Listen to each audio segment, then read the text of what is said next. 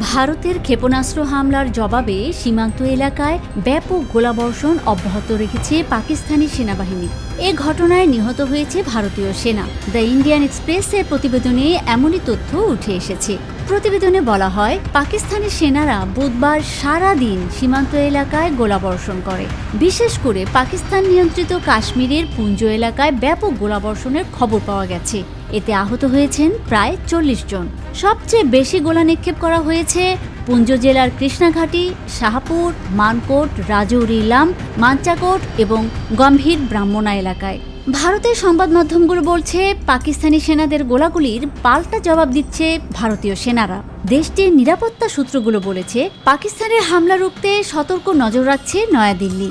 যে কোনো ধরনের হামলা রূপ নিয়ন্ত্রণ রেখা বরাবর ক্ষেপণাস্ত্র প্রতিরোধী ইউনিটগুলোকে সক্রিয় করে রাখা হয়েছে।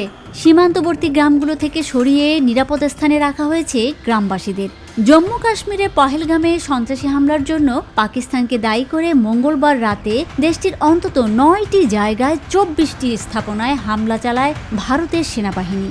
এই হামলায় এখন পর্যন্ত ৩১ জন নিহত ও ৫৭ জন আহত হয়েছেন বলে জানিয়েছে পাকিস্তান। এদিকে হামলার পর থেকে সীমান্তে পাকিস্তানি বাহিনীর গোলাবর্ষণে ১৫ বেসামরিক নাগরিক নিহত এবং ৪৩ জন আহত হয়েছে বলে জানিয়েছে ভারত।